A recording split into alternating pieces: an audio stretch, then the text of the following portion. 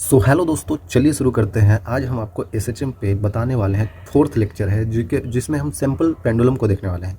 Simple pendulum क्या होता है भाई? सिंपल सा है नाम ही में सिंपल है। सिंपल पेंडुलम, पेंडुलम जो ऐसे ऐसे घड़ी में नहीं देखे हैं? कभी कभी हम लोग स्कूल में जाते हैं तो नहीं देखते हैं, ऐसे ऐसे नीचे चलता रहता है। या फिर पुराने टाइप के मूवी जो होते हैं वहाँ पे देखते हैं ऐसे जैसे पेंडुलम चलता रहता है।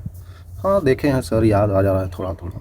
तो ये बहुत सिंपल होता है। तो इसी सिंपल चीज़ों को मैं आज बताने वाला हूँ। देखिए क्या होता है सिंपल पेंडुलम। इसमें थोड़ी थोड़ी चीज़ें आपको जान लेनी जरूरी है ना बच्चों? हो सकता है इससे सवाल आ जाता है। चलिए तो बताना चाहते हैं हम आपको, तो बता देते हैं। फर्स्ट ऑफ ऑल एक यहाँ पे ऐसे बना लेते हैं, और हम एक यहाँ पे पेंडुलम बना रहे हैं बच्चों। यहाँ से मान लेते हैं ऐसे लटका हुआ है, ठीक है। नीचे बॉब लटका हुआ होता है, और मान लेते हैं किसी टाइम, भाई इतना टेढ़ा कौन बनाता है, ठीक है। तो किसी टाइम पे ये मान लेते हैं कि यहाँ इधर से चलता है, यहाँ से, और यहाँ ऊपर तक चढ़ जाता है। सिंपल। यहाँ से बच्चों ऐसे शुरू करता है, यहाँ पे ये चढ़ जाता है, यहाँ पे मैक्सिमम हाइट पे चला जाता है। मान लेते हैं एंगल ये थीटा है। बेसिकली आपको इन सब चीज़ों में करना क्या होता है कि इनका टाइम पीरियड निकालना होता है। आपको टाइम पीरियड में बता रखा हूँ बच्चों। टाइम पीरियड क्या होता है? ये बॉब जो अपना पूरा एसएचएम कंप्लीट करे, एक ऑसिलेशन कंप्लीट करे, उसमें कितना टाइम लगता है, वही उसका टाइम पीरियड होता है। तो यहाँ से शुरू करके अगर यहाँ गया, फिर यहाँ गया, फिर यहाँ आया, तो ये पूरा इसका एक ऑसिलेशन कंप्लीट हो गया। इसमें कितना टाइम लगा, उसी को टाइम पीरियड बोलते हैं। तो कैसे निकाले भाई? ऐसे हम लोग नापते रहे, यहाँ से कितना दूर गया, यहाँ से कितना दूर गया, यहाँ से कितना दूर गया, कितना टाइम लगा। वैसे तो नहीं करना होगा। तो कुछ चीज़ें हम बताएंगे, वैसे करिएगा तो आपसे निकल जाएगा टाइम पीरियड कितना आएगा, है ना। सिंपल होती है। तो इससे पहले इसका टाइम पीरियड निकालने से पहले तरीके बता देता हूँ, है ना। तरीके पहले क्या है, देखिए बहुत सिंपल तरीके है बच्चों। दो टाइप के मेनली एसएचएम आपको एग्जाम में भी देता है, आपके बुक में भी है। वो बोला जाता है कि एक आपका लीनियर एसएचएम होता है, एक आपका लीनियर एसएचएम होता है बच्चों, और एक होता है आपके पास एंगुलर। नाम से ही क्लियर होगा, मैंने थोड़ा सा इसके बारे में बताया भी था, कोई बात नहीं फिर से बता देंगे। लीनियर एसएचएम में क्या होता है बच्चों? पहला स्टेप है कि आपको क्या करना है, अगर आपको टाइम पीरियड निकालना है। फॉर फाइंडिंग टाइम पीरियड, थोड़ा राइटिंग मेरा अच्छा नहीं है बच्चों, ऑफ एसएचएम, आप थोड़ा कंप्रोमाइज़ करिएगा। तो पहला स्टेप आपको लेना है कि ड्रॉ एफबीडी डायग्राम। एफबीडी, है ना बच्चों। एफबीडी आपको बनाने आना चाहिए, ज़रूरी है ये चीज़ बनाना, क्योंकि आपको साफ साफ फोर्सेज को दिखाना होगा, कौन कौन से फोर्सेज जहाँ पे एसएचएम हो रहा है वहाँ पे कौन कौन से फोर्सेज लग रही हैं, ठीक है। तो एफबीडी ड्रॉ कर लीजिएगा। तो सेकंड स्टेप में आपको देखना है see the forces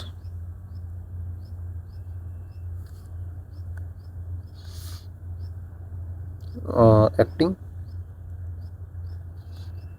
on object, ठीक है। ऑब्जेक्ट पे कौन कौन से फोर्सेज लग रहे हैं, ठीक है। उसके बाद आपको देखना है कि रीस्टोरिंग फोर्स कौन सा है, रीस्टोरिंग जो है ना, रीस्टोरिंग फोर्स आपको देखना है। और वही रीस्टोरिंग फोर्स जो मैंने शुरुआत में बताया था एसएचएम को शुरू करते ही, कि वही रीस्टोरिंग फोर्स एफ आर जो होता है वो directly proportional to minus of x होना चाहिए। अगर इस माइनस ऑफ एक्स के प्रोपोर्शनलिटी में आ गया तो आप एसएचएम आसानी से निकाल लेंगे। और अगर आपको सवाल में पूछ रहा है एसएचएम, तो आपको देगा कि वो माइनस एक्स के प्रोपोर्शनल ही आएगा, है ना, माइनस एक्स के प्रोपोर्शनल ही आएगा बच्चों, तभी तो एसएचएम हम निकाल पाएंगे, एसएचएम का टाइम पीरियड, ठीक है। तो इसका मतलब हम यहाँ पे क्या कर सकते हैं, यहाँ पे फिर आपके पास जो रीस्टोरिंग फोर्स ये आ गया, उसी को रीस्टोरिंग फोर्स को हम लोग, हमारे को जो आएगा वो आ जाएगा माइनस ऑफ कुछ कांस्टेंट आएगा इनटू एक्स आएगा। ये आप कैलकुलेट करेंगे, आपके पास ये जो रीस्टोरिंग फोर्स आएगा ये आप कैलकुलेट करेंगे, लेकिन ये हमको पता है प्रोपोर्शनलिटी होता है, ये हम जानते हैं। ये आपके पास सवाल में आएगा सोल्व करने के बाद, ठीक है। तो अब ये आ जाएगा आपके पास, तो आप समझ जाइएगा कि ये जो के होता था कांस्टेंट, हम लोग पहले क्या लेते थे, के को लेते थे से के इक्वल टू के को क्या बोलते थे, याद कीजिए, ओमेगा स्क्वायर का जो वैल्यू होता था वो के बाई एम ले लेते थे। तो यहाँ से आपको के का वैल्यू ओमेगा स्क्वायर एम आ जाएगा भाई। तो यही के का वैल्यू वहाँ पे रख देना है। तो क्या हो जाएगा फिर यहाँ पे अगर आप रख देंगे तो ओमेगा का वैल्यू आ जाएगा, ओमेगा का वैल्यू आ गया तो टाइम पीरियड निकल जाएगा 2 पाई बाई ओमेगा। सिंपल है ना बच्चों, 2 pi by omega time period हमें निकल गया। बहुत आसान है, उसी तरीक़ा से बिल्कुल सिमिलर तरीक़ा से यूज करना है। पता नहीं ऐसे क्यों हो रहा है, ठीक है। उसी तरीक़े से सिंपल चीज़ें यूज करना है यहाँ पे भी पहला में ड्रॉ एफबीडी। एफबीडी बिल्कुल बना लीजिएगा बच्चों, डायरेक्टली आप सवाल करेंगे ना तो कन्फ्यूजन हो जाती है, लगता है करने से कौन सा फोर्स लग रहा है पता ही नहीं चल रहा है। तो इसलिए एफबीडी बनाना ज़रूरी है। मैं पहले पढ़ता था तो मैं सोचता था क्या है एफबीडी क्या है एफबीडी, और सही में एफबीडी बनाने से सवाल हो जाती है, क्योंकि आपको दिखता है कौन कौन से फोर्सेज लग रही हैं। इसीलिए थोड़ा स्मार्ट मत बनिएगा आप है ना बच्चों, जेई में तो सब लोग स्मार्ट ही बनते हैं। यहाँ पे ड्रॉ एफबीडी अगर हम लोग कर दिए तो इसके बाद हम लोग क्या करेंगे कि see the restoring torques, see the torque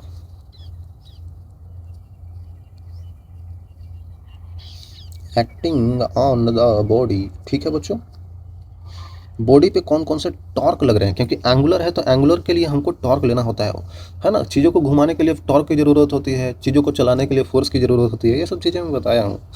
यहाँ पे थर्ड में अगर रीस्टोरिंग टॉर्क जो है, रीस्टोरिंग टॉर्क कैसे बोलेंगे, वो proportionality of minus of theta होता है।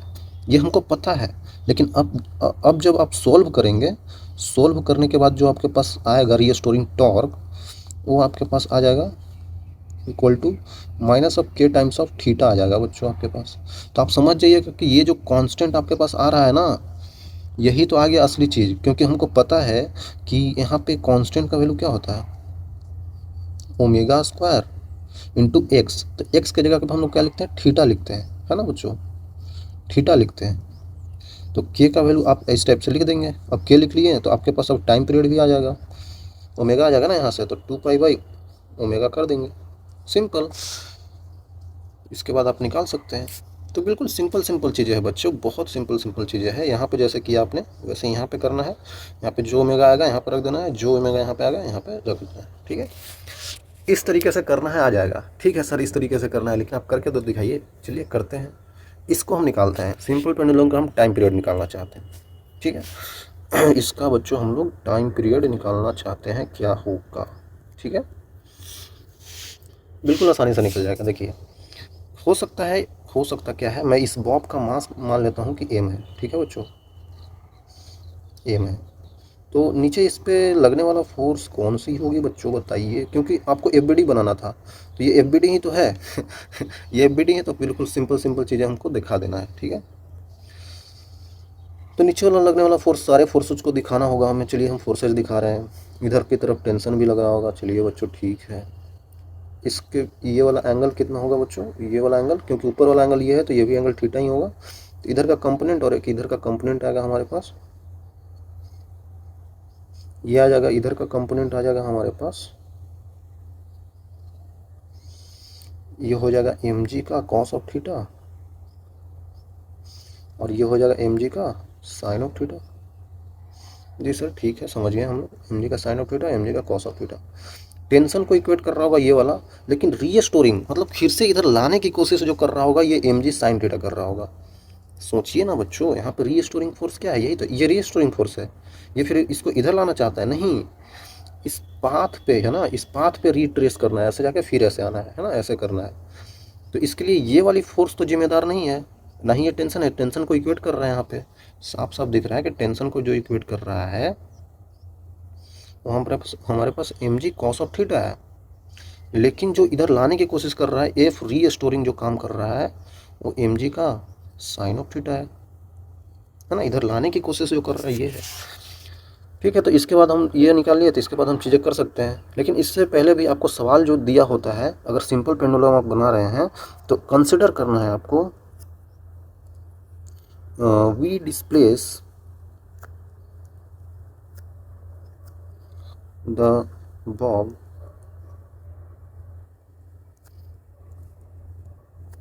with very a small distance,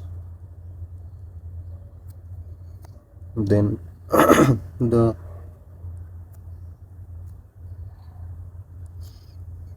angular displacement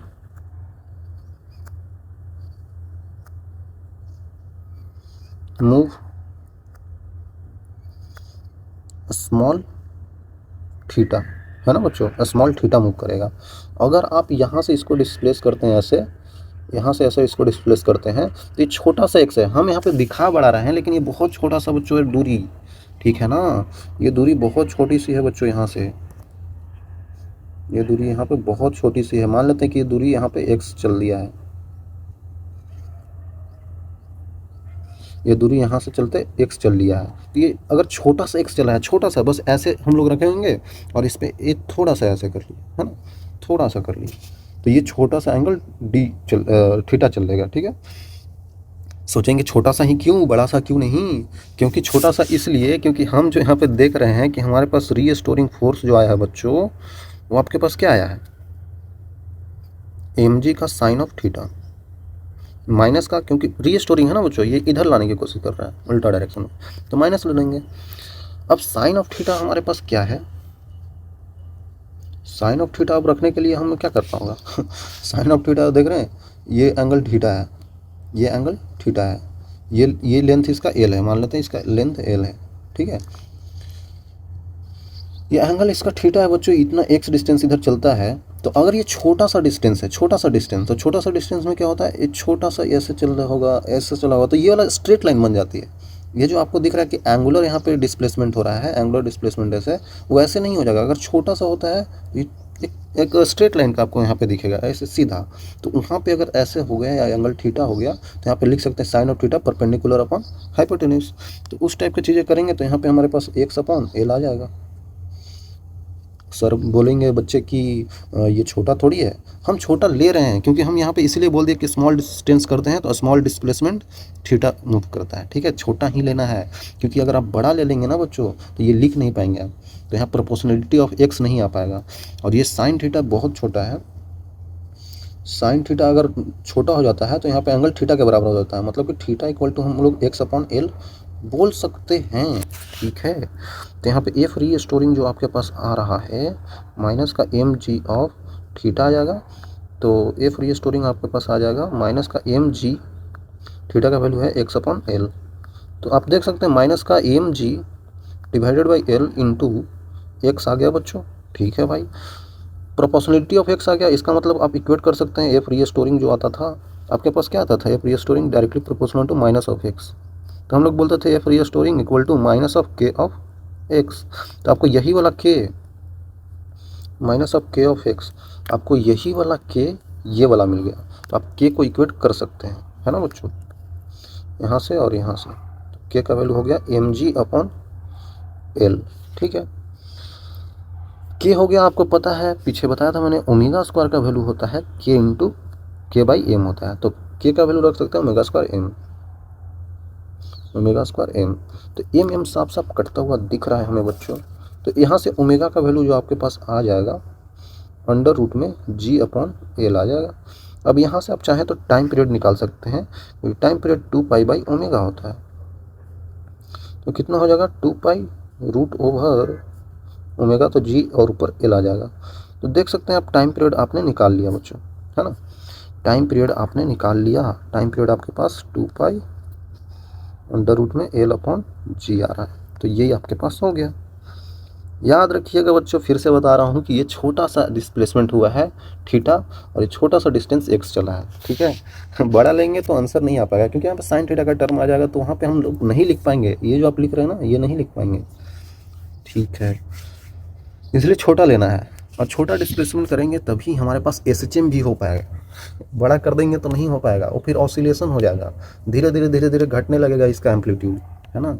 SHM के लिए फुल एम्पलीट्यूड पे जाना होता है ना, और आना रहता है, तो वो घटने लगेगा, तो फिर एसएचएम होगा ही नहीं। एसएचएम होने के लिए हम छोटा एंगल ले रहे हैं, ठीक है, आई थिंक क्लियर होगा भाई। तो आपके पास जो ये टाइम पीरियड आ गया बच्चों, आपके पास जो ये टाइम पीरियड आ गया, 2 पाई अंडर रूट में एल अपॉन जी। ठीक है, इसको एक और तरीके से आप निकाल सकते हैं, इसको आप एक और तरीके से निकाल सकते हैं। किस तरीके से? मैंने आपको क्या बताया कि एक टॉर्क का भी मेथड होता है। एंगुलर एसएचएम जब होता है, जब एंगुलर एसएचएम होता है बच्चों, तो उस टाइम पे भी तो हम सोल्व कर सकते हैं। और यहाँ पे एंगुलर हो रही है, ये एंगुलर डिस्प्लेसमेंट है जो थीटा जा रहा है, तो हम उस वैसे भी करके सोल्व कर सकते हैं। तो मान लेते हैं उसी चीज़ को, पीछे वाला ही चीज़ है बच्चों, यहाँ पे था, यहाँ से यहाँ पे हो जाता है,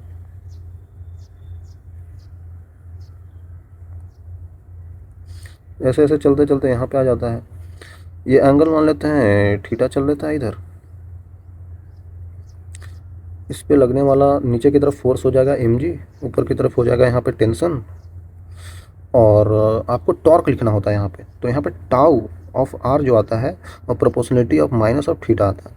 हमें टॉर्क लिखना है इस पॉइंट के अबाउट, ठीक है, इसी पॉइंट के अबाउट। तो बच्चों ये ऐसे ऐसे ऐसे ऐसे मूव कर रहा है, ठीक है भाई, mg इधर लग रहा है, इस पॉइंट के अबाउट दो फोर्सेज हमको दिख रहा है, एक mg है एक टेंशन है। तो टेंशन का जो फोर्स का कंपोनेंट है वो इसी के डायरेक्शन में जा रहा है। तो हमें पता है कि टॉर्क जो होता है वो आर क्रॉस एफ होता है भाई, आर क्रॉस एफ होता है। और यहाँ पे देख रहे हैं कि ये फोर्स इसी के जगह पे जा रहा है, तो यहाँ पे आर डिस्टेंस दूर है ही नहीं, लेकिन mg में आर डिस्टेंस दूर है, इतना दूर है ना बच्चों, दूरी होना चाहिए ना भाई, तभी तो गुना करेंगे। यहाँ पे ये उसी पॉइंट को तरफ जा रहा है ये टेंशन उसी पॉइंट की तरफ जा रहा है, तो इसका टॉर्क आएगा ही नहीं। टॉर्क कैसे आएगा? आपके पास दरवाज़ा होगा, दरवाज़ा पे इधर लगाते हैं फोर्स, तभी तो ये ऐसे घूमता है, खुलता है। लेकिन आप इसको ऐसे धक्का दें, दरवाज़ा खुलेगा कभी? क्योंकि ये फोर्स उस पॉइंट की तरफ ही लग रहा है, उस पॉइंट पे ही लग रहा है कि और टॉर्क जनरेट ही नहीं हो पाएगा, क्योंकि उस पर डिस्टेंस ही नहीं है, उसी पॉइंट पे लग रहा है आई थिंक आप समझ रहे होंगे बच्चों, है ना। तो ये तो उसी पॉइंट की तरफ जा रहा है, इसका टॉर्क आएगा ही नहीं, टॉर्क तो सिर्फ इसका आएगा। तो mg दिख गया हमें टॉर्क वाला तो हम यहाँ पे टॉर्क जो यहाँ पे लिख सकते हैं mg का, देख सकते हैं आप यहाँ पे कितने दूरी पे है। दो तरीके से कर सकते हैं यहाँ पे भी आप, हो सकता है कि इसका कंपोनेंट ले लीजिए, एक इधर आ जाएगा एक इधर आ जाएगा, mg का कॉस ऑफ थीटा mg का साइन ऑफ थीटा, उसके बाद यहाँ से ये इनटू परपेंडिकुलर। समझ रहे हैं मैं क्या बोल रहा हूँ?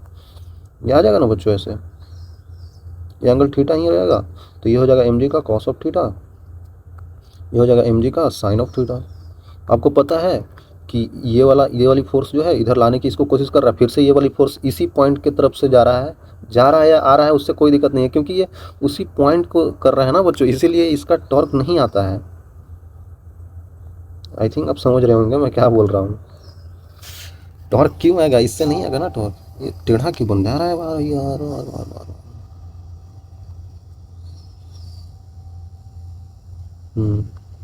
अब सही है। तो ये आप देख रहे हैं ना, ये इसकी वजह से नहीं आएगा, इसकी वजह से भी नहीं आएगा, सिर्फ इसकी वजह से टॉर्क आएगा। तो नेट टॉर्क बस ये फोर्स की वजह से आएगा, ठीक है। तो ये फोर्स की वजह से हम दिखा सकते हैं, ये फोर्स ऐसे है और इस पॉइंट से परपेंडिकुलर डिस्टेंस कितना है, ये एल ही तो है बच्चों, ये एल ही तो है। तो आप टॉर्क रीस्टोरिंग लिख लिया, क्या लिख लिया,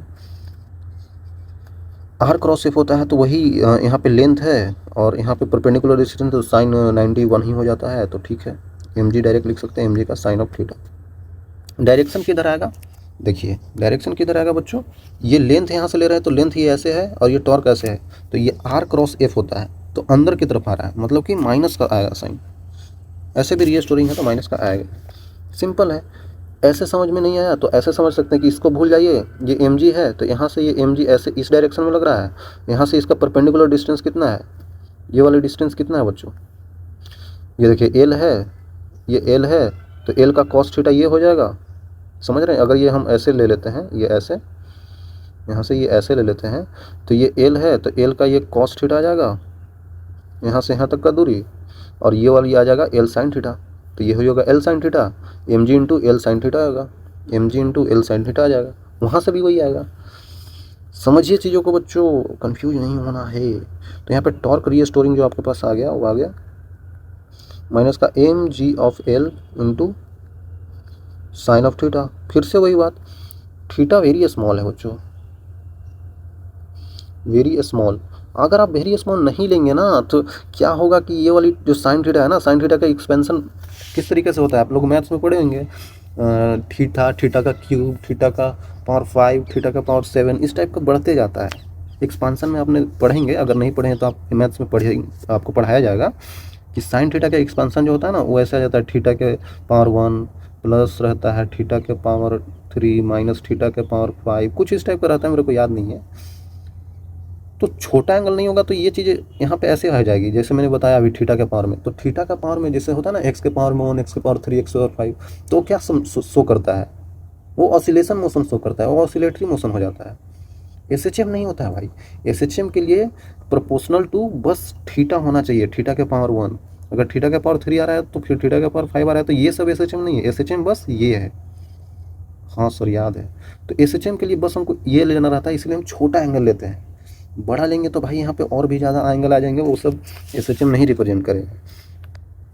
तो हम यहाँ पे बता देना चाहते हैं फॉर एसएचएम, एसएचएम अगर आप सोल्व कर रहे हैं तो एसएचएम के लिए ही हमको टॉर्क जो रीस्टोरिंग है वो माइनस का M g of l into में थीटा लेना पड़ता है, ठीक है, नहीं तो और भी ज़्यादा आ जाएगा। बहुत स्मॉल है तो साइन ऑफ थीटा का वैल्यू जो होता है वो अप्रोक्सीमेटली थीटा के बराबर हो जाता है। अगर आप यहाँ तक समझ गए तो आपको पता है कि टॉर्क रीस्टोरिंग जो आया था वो माइनस प्रोपोर्शनल टू थीटा था यहाँ पे, तो उसको लिख सकते हैं माइनस ऑफ के टाइम्स ऑफ थीटा लिख दीजिए, कोई दिक्कत नहीं है। तो यहाँ से आपको पता चल जाएगा कि के का वैल्यू जो है तो एम जी ऑफ एल है, एम जी ऑफ एल है ना बच्चों। के पता चल गया तो आप टाइम पीरियड भी लिख सकते हैं। के पता चल गया कि यहाँ पे एम जी और एल है, तो के का वैल्यू क्या होता है याद कीजिए। यहाँ पे मैंने बताया था आपको, फिर से मैं बता देता हूँ कि जब एंगुलर एसएचएम होता था तो वहाँ पे हम लोग क्या लिखते थे, d2 थीटा अपन dt स्क्वायर होता था, वहाँ पे x होता था लीनियर में, plus omega square of theta होता था इक्वल टू 0। यहाँ पे ओमेगा स्क्वायर का वैल्यू जो हम लोग लिखते थे वो k/m नहीं i लिखना पड़ता था। i क्यों लिखना पड़ता था याद कीजिए बच्चों, अगर एंगुलर हम लोग एसएचएम ले रहे हैं तो यहाँ पे मास नहीं आता है, यहाँ पे मोमेंट ऑफ इनर्शिया लिखना पड़ता है। आपको पीछे ही बता रखा हूँ, सर्कुलर मोशन से ही शुरू हो गया था ये चीज़ें कि यहाँ पे मोमेंट ऑफ इनर्शिया लिखना होता है, डायरेक्ट मास हम नहीं रख सकते हैं, वो तो लीनियर में मास रखते हैं। तो यहाँ पे आपको के का वैल्यू आपको पता चल जाएगा कि ओमेगा स्क्वायर टाइम्स ऑफ आई होता है। ओके भाई, ये चीज़ें एंगुलर के लिए बता रहा हूँ, एंगुलर एसएचएम हो रहा है तब ये चीज़ें करना है।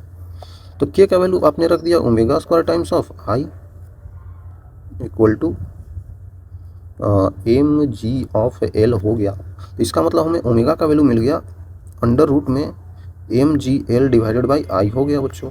टाइम पीरियड क्या होता है 2 पाई अंडर रूट में 2 पाई बाई अंडर रूट, क्यों 2 पाई बाई ओमेगा ही तो होता है, 2 पाई बाई ओमेगा ही तो होता है। तो 2 पाई ओमेगा का वैल्यू क्या है बच्चों, ओमेगा का वैल्यू आप देख सकते हैं एम जी एल नीचे आ जाएगा और आई ऊपर आ जाएगा। तो टाइम पीरियड यहाँ पे आ रहा है 2 पाई अंडर रूट में आई। मोमेंट ऑफ इनर्शिया क्या होगा बच्चों, मोमेंट ऑफ इनर्शिया क्या होगा, इस जो बॉब है ये छोटा सा मास ही तो है। हम यहाँ पे नहीं कंसिडर कर रहे हैं कि होलो स्फीयर है, सॉलिड स्फीयर है, रिंग है, डिस्क है, ऐसा नहीं कंसिडर कर रहे हैं। उसमें तो m square by 2/5 m square उस टाइप का कंसिडर नहीं कर रहे हैं। हम सिंपल से इसको मास एम ले लिए, ठीक है, ये सिंपल सा मास एम है बच्चों। तो मास एम के लिए अगर किसी पॉइंट से हमको उसको मोमेंट ऑफ इनर्शिया लिखना होता है उसका, तो कैसे लिखते हैं, एम इंटू डिस्टेंस का स्क्वायर, तो एम इंटू एल स्क्वायर हो जाएगा, सिंपल। तो यहाँ पे मोमेंट ऑफ इनर्शिया आप सिंपली लिख सकते हैं कि एम इंटू एल स्क्वायर हो गया भाई। तो यहाँ पे हम लोग क्या लिखते हैं, m into l square divided by m g of l. साफ साफ आपको दिख रहा है कि एल एल उड़ गया, तो टाइम पीरियड का वैल्यू आ गया, एम एम भी उड़ गया, तो मैं एम क्यों नहीं उड़ाया, 2 पाई अंडर रूट में एल बाई जी। और यही टाइम पीरियड तो आपको पीछे आ रहा था, नहीं सर ये नहीं आ रहा था, क्या बात कर रहे हैं बच्चों, 2 पाई अंडर रूट में एल बाई जी ही तो आ रहा था, देखिए यही तो आ रहा था, है ना, सेम आ गया। एंगुलर एसएचएम से सॉल्व कीजिए, लीनियर एसएचएम से सॉल्व कीजिए, उससे भी वही आएगा, ठीक है। इसके बाद अगर देखा जाए तो फ्रीक्वेंसी भी बोल दिया जाता है। फ्रीक्वेंसी क्या होता है, फ्रीक्वेंसी क्या होता है बच्चों, फ्रीक्वेंसी बोल दिया जाता है 1 अपॉन टाइम पीरियड। तो 1 अपॉन टाइम पीरियड क्या होता है बच्चों, 1 अपॉन टाइम पीरियड क्या होता है, इसको उल्टा कर दीजिए, 1 अपॉन में 2 पाई अंडर रूट में L/G हो गया, ठीक है ना, ये हमने निकाल लिया। एक होता है कहीं कहीं पे यूज किया जाता है angular frequency, angular frequency use किया जाएगा तो आप समझ जाइएगा कि वहाँ पे क्या लेना है, ओमेगा को लेना है, ठीक है। तो ओमेगा क्या हो जाएगा यहाँ पे 2 पाई/टाइम पीरियड। एंगुलर फ्रीक्वेंसी बोलेगा तब, ठीक है, हम ऐसा कंसिडर करते हैं। सर्कुलर मोशन लेते हैं तो वहाँ पे ओमेगा का वैल्यू ही हम लोग ले देते हैं, एंगुलर वेलोसिटी भी, लेकिन यहाँ पे नहीं है वो चीज़, तो हम यहाँ पे क्या लेंगे, हम यहाँ पे एंगुलर फ्रीक्वेंसी लेंगे, ओमेगा का वैल्यू, ठीक है। क्लियर होना चाहिए बच्चों बहुत सही इस तरीके से, ठीक है। तो मैं ये चीज़ बताना चाह रहा हूँ कि जो आपके पास ये चीज़ आया है, दोनों तरीकों में एक और तरीका है करने का, एक और तरीका है वर्क एनर्जी मेथड से, मैकेनिकल एनर्जी इक्विवेलेंट से भी हम लोग कर सकते हैं, है ना, क्योंकि यहाँ पे और भी कोई एनर्जी लॉस नहीं हो रहा है। एक वर्क डन लिख देंगे mg का, वर्क डन लिख लेंगे टेंशन का, वैसे चीज़ें करके और आप सॉल्व कर सकते हैं, है ना। वर्क डन F.ds होता है, तो फिर dx कर देंगे तो हमारे पास F आ जाएगा, फोर्स आ जाएगा। उसके बाद हम लोग रीस्टोरिंग फोर्स देख के सॉल्व कर लेंगे, कर सकते हैं बच्चों। वैसे भी आप ट्राई कीजिएगा, करना चाहते हैं ट्राई तो आप ट्राई करिएगा, हो जाएगा आपसे। बट हम चलिए उतना डीप में जाने की ज़रूरत नहीं है, बार बार वही चीज़ लाने का क्या मतलब, लेकिन आ जाता है वैसे भी। 2 पाई अंडर रूट में L/G होता है time period of simple, sir simple बोल के इतना हार्ड बता दिए बच्चों, आप खुद से लिखिए, है ना। अगर आप लिखेंगे ना तो आपको आसान लगने लगेगा, सिर्फ देखिए मत, देखने से बच्चों क्या ही होगा बच्चों, है ना। मूवी थोड़ी है, मूवी तो मैं सो कर ही देखता हूँ, लेकिन पढ़ना रहता है तो थोड़ा सही तरीके से करना होता है, क्योंकि ये आपकी ज़रूरत है ना। ठीक है, टाइम पीरियड हमारे पास किया आएगा, तो इसका डिपेंडेंसी आप देख रहे हैं, time period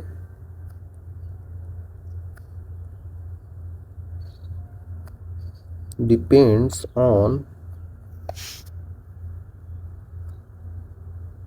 length and acceleration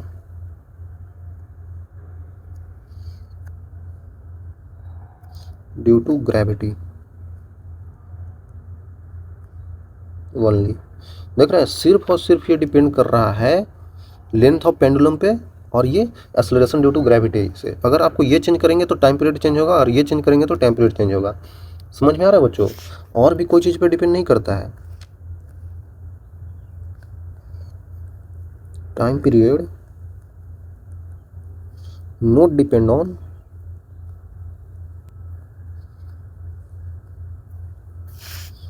mass of body, mass of body लिख सकते हैं, या फिर आप ऐसे भी लिख सकते हैं amplitude of oscillation, amplitude of oscillation, इस पे भी डिपेंड नहीं करता है, ठीक है। तो ये मास ऑफ बॉडी पे भी डिपेंड नहीं करता है, मतलब कि आप अगर ज़्यादा मास रखें, कम मास रखें और उसका ऑसिलेशन कराएं तो दोनों का यहाँ पे टाइम पीरियड सेम आ जाएगा, है ना, टाइम पीरियड सेम आ जाएगा बच्चों। समझ रहे हैं, आप एक झूले पे बैठ जाएं, ऐसे ऐसे होता है ना स्विंग करने वाला, और एक कुछ नहीं रखें, एक पे ऐसे ही छोड़ दें, दोनों को छोड़ेंगे एक साथ, तो यहाँ पे टाइम पीरियड दोनों का सेम आएगा अगर आप स्टॉप वॉच से देखेंगे तो। लेकिन रियली में बच्चों, रियल वर्ल्ड में हवा चल रहा होता है, एयर ड्रैग होता है, फ्रिक्शन होता है हवा के साथ, तो उसके कारण हो सकता है टाइम में डिफरेंस आ जाए। लेकिन जहाँ पे एयर नहीं है, वहाँ पे कोई भी फ्रिक्शन नहीं होगा, ड्रैग फोर्स नहीं होगा, तो वहाँ पे दोनों का टाइम पीरियड सेम आता है, ठीक है। आई थिंक क्लियर होगा। अब ये टाइम पीरियड ऑफ ये जो बॉब आ रहा था, ये जो SHM हो रहा था, तो सिंपल पेंडुलम का, वो एंगल पे भी नहीं डिपेंड करता है कि आप किस एंगल पे उसको रखे हैं, है ना। मान लेते हैं कि ये तो सिंपल पेंडुलम था, तो ये ऐसे डायरेक्टली लटका हुआ था, ठीक है, ऐसे लटका हुआ था। अगर आप चाहें तो इसको डायरेक्टली ऐसे भी कर सकते हैं, अगर ऐसे लटका हुआ है तो भी कोई दिक्कत नहीं है, कोई भी यहाँ पे परेशानी नहीं है बच्चों। अगर मान लेते हैं ये सीलिंग से एंगल थीटा पे है, मान लेते हैं कि ये इस टाइप से बना रहा है एंगल, इसमें कंफ्यूज नहीं होना है बच्चों, ये ऐसे लटका हुआ है, ठीक है, और ये मान लेते हैं सीलिंग से एंगल थीटा बना रहा है, तो इसके अबाउट सोचेंगे कि ये थीटा है, ऐसे ऐसे ऑसिलेट करेगा, ऐसे जाएगा, ऐसे जाएगा, ऐसे ऐसे, तो कोई दिक्कत नहीं है। सीलिंग से एंगल कितना भी बना रहा है, इससे कोई मतलब नहीं है, ठीक है। तो यहाँ पे हर एक केस में टाइम पीरियड का वैल्यू 2π/ओमेगा ही आएगा, L/G ही आएगा, सॉरी है ना, 2π√L/G ही आएगा, इसमें भी है ना, तीनों में। तो ये डिपेंड नहीं करता ये कौन सा एंगल पे आपने ऐसा करके रखा है, ठीक है। यहाँ पे एंगल 90 बन रहा था, यहाँ पे एंगल थीटा बन रहा है, उससे कोई दिक्कत नहीं है। आई थिंक क्लियर होगा बच्चों। चलिए आगे चलते हैं। देखिए कुछ कुछ केसेज है, केसेज बता देना जरूरी है बच्चों, क्योंकि इससे आ सकता है सवाल। Bob of simple pendulum is suspended by a wire of effective length of pendulum will increase and rise in temperature due to which time period increase. ओ भाई क्या क्या बोल दिया। बोल रहा है ये जो लटका हुआ पेंडुलम होता है उसमें हम दो ही चीज़ तो छेड़छाड़ी कर सकते हैं, एक उसका लेंथ और एक उसका gravity, acceleration due to gravity. 2π√L/G होता है, ठीक है। बोला जा रहा है कि ये जो है यहाँ पे लटकाया हुआ बॉब, इस टाइप से ये SHM कर रहा है, ठीक है, कोई दिक्कत नहीं है बच्चों।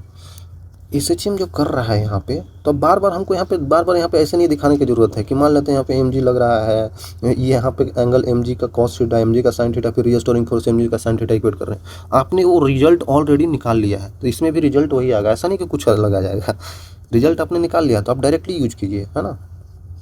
नीचे की तरफ mg लग रहा है, ये लेंथ इसका l है बच्चों, ठीक है, लेंथ इसका l है, ये एंगल ऐसे थीटा मूव करता है। तो अगर यहाँ पे टेम्परेचर थीटा का वैल्यू, टेम्परेचर अगर हम बता रहे हैं थीटा का वैल्यू थीटा नोट है, तो यहाँ पे इसका लेंथ l रहता है। टेम्परेचर का वैल्यू थीटा फाइनल कुछ हो जाता है, मतलब कुछ टेम्परेचर बढ़ जाता है, तो इसका लेंथ फाइनल हो जाएगा। हमें नहीं पता कितना होगा, ये L0 इनिशियल लेंथ है, ठीक है ना, L0, ठीक है, L0 ही यहाँ पे भी लिख देते हैं। तो जब टेम्परेचर नहीं बढ़ रहा है, मतलब कि एट थीटा नोट टेम्परेचर नहीं बढ़ा, तो उस टाइम पे टाइम पीरियड क्या हो जाएगा, 2π√L/L0/G, जी में तो चेंज नहीं हो रहा है।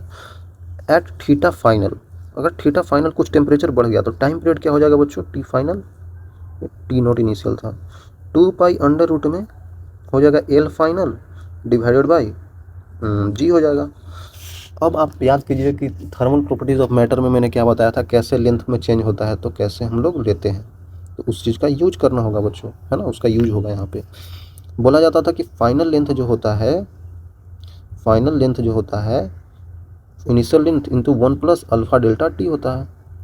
अल्फा बहुत छोटा होता था, यहाँ पे हम लोग बताए थे, अल्फा वेरी स्मॉल, ठीक है, ऐसे टाइप का होता था बच्चों, आपको याद होगा। तो L final upon L initial, L0 equal to 1 + alpha delta t. आपको अगर ये चीज़ समझ नहीं आ रहा है ये चीज़ कहाँ से आया बच्चों, तो आपको पीछे देखना पड़ेगा, क्योंकि अभी डिस्कशन करने लगा उस पर तो टाइम और ज़्यादा लगता जाएगा और मेन टॉपिक से हम लोग भटक जाएंगे, इसीलिए मैं नहीं बता सकता। कोई बात ना, आप देख लीजिएगा बच्चों, देख सकते हैं आप। तो यहाँ पे अगर दोनों का हम लोग डिवाइड कर दे तो T final divided by T initial कितना आएगा, T final divided by T0 कितना आ जाएगा, 2π कट जाएगा, L फाइनल आ जाएगा √L फाइनल अपॉन L0 आ जाएगा, ठीक है, जी भी कट जाएगा। देख सकते हैं ये कितना होता है वैल्यू, यहाँ पे कितना दिखा रहा है, 1 + अल्फा डेल्टा टी ही तो आया था, ये अल्फा डेल्टा थीटा था, सॉरी यार, अल्फा डेल्टा थीटा था ना वो, जो आप लोग क्या लिख रहे हैं, ये आ गया। अब इसको हम लोग ऐसे भी लिख सकते हैं, 1 + अल्फा डेल्टा ऑफ थीटा का पावर में हाफ हो जाएगा, ऐसे भी लिख सकते हैं, बिल्कुल लिख सकते हैं, कोई दिक्कत नहीं। अब समझिए कि अल्फ़ा बहुत छोटा है, अगर अल्फ़ा छोटा होता है तो एक्सपांसन में मैथ्स का यूज करते हैं हम लोग, मैथ्स का यूज करते हैं तो ये हाफ यहाँ से मल्टीप्लाई हो जाता है। फिर से ये चीज़ मैं डिस्कशन कर चुका हूँ, मैथ्स का ये पार्ट है बच्चों। मैथ्स में आप अगर आप पढ़े होंगे तो आपको पता चल जाएगा कि ये बहुत छोटा होता है ना, तो एक्सपांसन में 1 + x के पावर में हाफ रहता है, तो 1 + हाफ ऑफ x आ जाता है, ऐसे करके, है ना, 1 + half of alpha delta theta आ गया। आई थिंक क्लियर होगा बच्चों, है ना, आई थिंक क्लियर होगा। तो यहाँ से हम चीज़ें बता सकते हैं और भी, क्योंकि ये जो आया है टी फाइनल अपॉन T0 -1 आया है, तो 1 को इधर अगर ले जाएंगे तो माइनस हो जाएगा, मतलब क्या आ जाएगा, T final upon T0 -1 equal to half of alpha delta theta. इसके बाद फिर क्या करेंगे, यहाँ पे डेल्टा टी आ जाएगा, t final minus t naught divided by t naught equal to alpha delta theta divided by 2 आ जाएगा। तो आपके पास जो आंसर आ रहा है बच्चों वो ये आ रहा है, ठीक है। अल्फा डेल्टा थीटा का वैल्यू तो आई थिंक ये पॉजिटिव ही होता है ना, पॉजिटिव ही तो है, अल्फा पॉजिटिव है, डेल्टा थीटा मतलब चेंज इन टेम्परेचर, तो फाइनल टेम्परेचर हम कुछ ज़्यादा ही तो कर रहे हैं भाई ज़्यादा ही तो है इससे, तो ये भी पॉजिटिव, ओवरऑल पॉजिटिव आ रहा है। मतलब अगर चेंज इन टेम्परेचर हम देखना चाहें, चेंज इन टेम्परेचर भी पॉजिटिव ही है, क्योंकि sorry change in time period बोला जा रहा है, final time period minus initial time period. जैसे जैसे आप टेम्परेचर यहाँ पे थीटा का वैल्यू बढ़ेगा वैसे वैसे ये भी बढ़ेगा, तो वही तो बोल रहे हैं यहाँ पे, rise in temperature due to which time period increases, time period बढ़ता जाएगा, ये बढ़ेगा तो ठीक है। सिंपल सा चीज़ था बच्चों, ऐसा कुछ हार्ड इसमें है नहीं। चलते हैं आगे। इफ़ अ बॉब ऑफ क्या बोल रहा है, if a Bob of simple pendulum of density, अच्छा ये वाला चीज़ है, तो इसको मान लेते हैं कि सिग्मा है और some oscillate with some fluid density, fluid का डेंसिटी हम लोग रो मान लिए। ये तो बहुत आसान है बच्चों, ये चीज़ें हम लोग पहले भी देखते थे, अगर आपको याद हो तो। मान लेते हैं ना कि यहाँ पे एक चीज़ हम पेंडुलम फिर से बना लेते हैं पेंडुलम ही तो बनाते रहना है।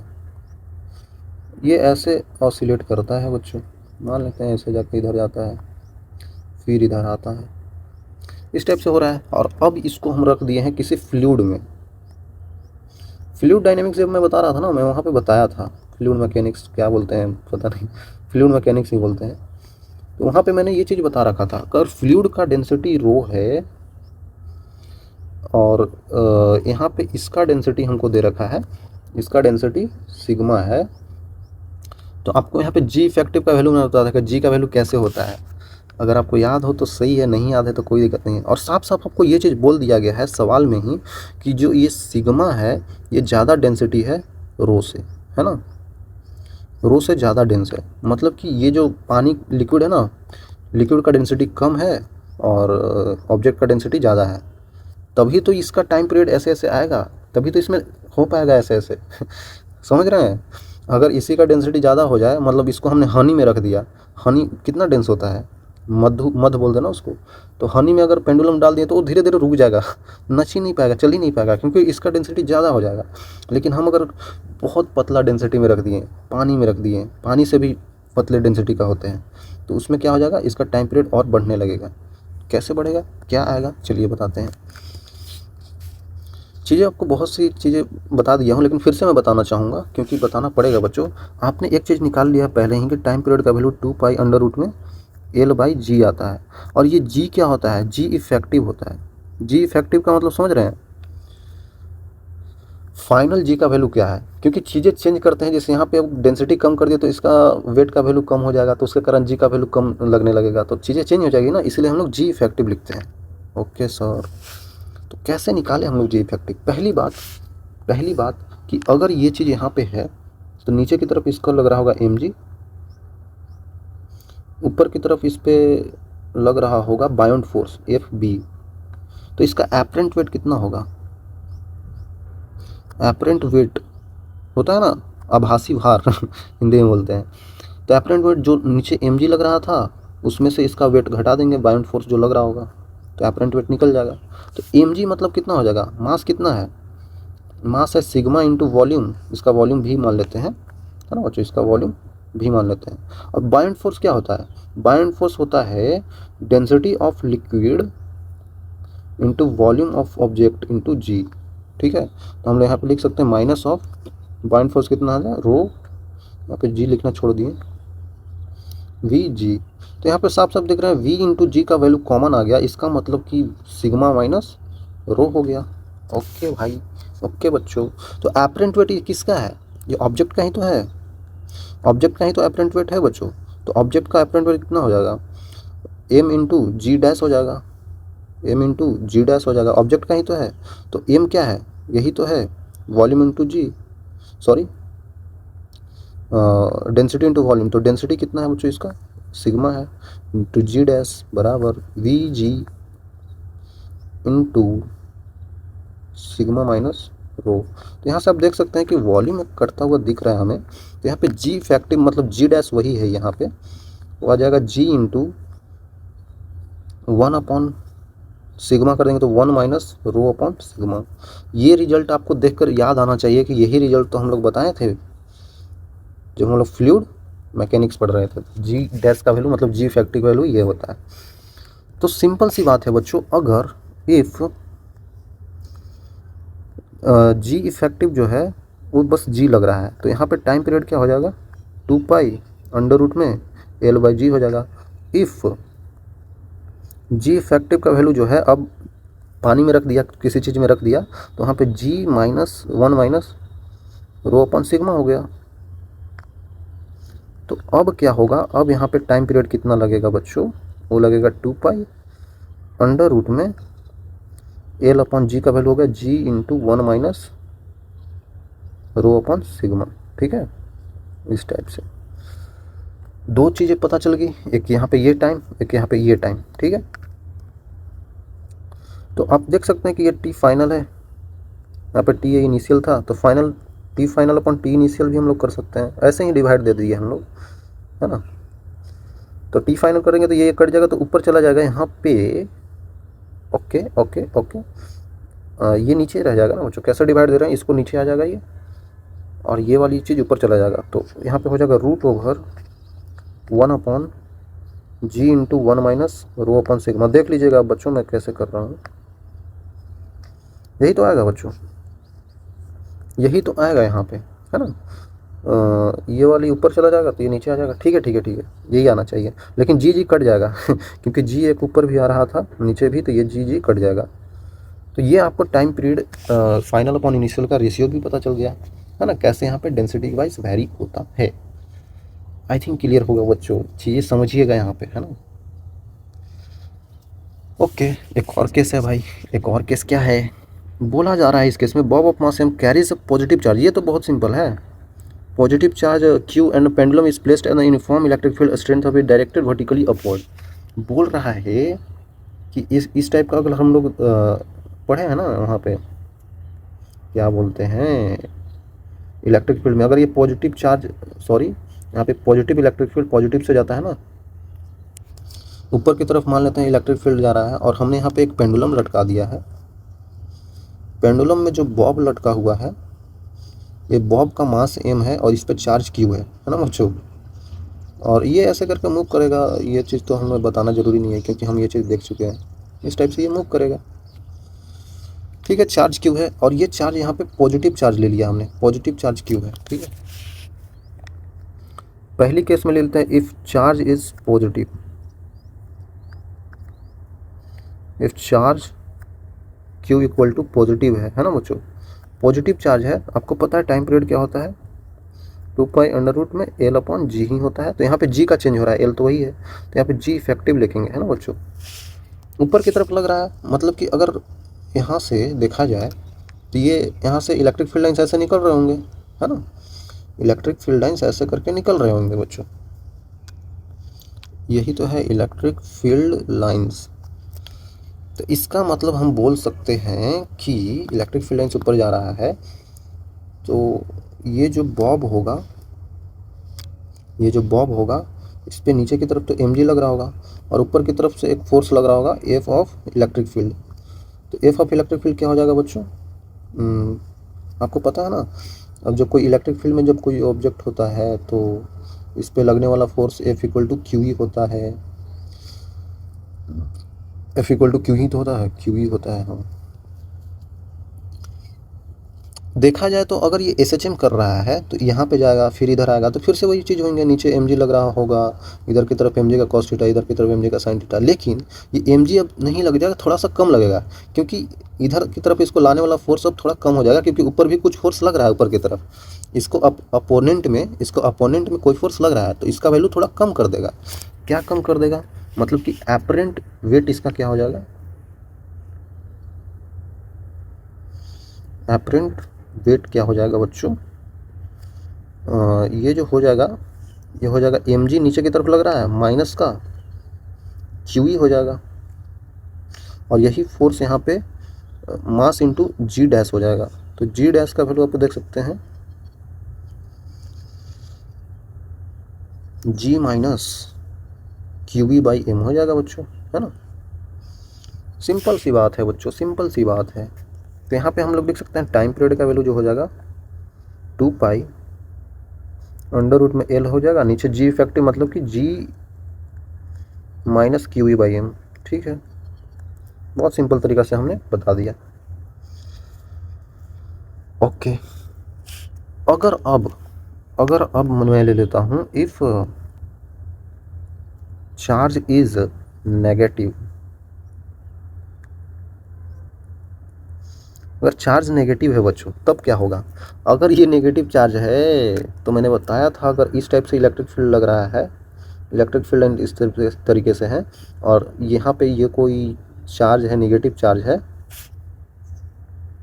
तो इस पे लगने वाला फोर्स उल्टा हो जाता है। मतलब कि अब यहाँ पे फोर्स लगेगा क्यू नीचे की तरफ, और नीचे की तरफ ही तो एम जी लग रहा है। तो इसका मतलब यहाँ पे एपरेंट वेट हो जाएगा,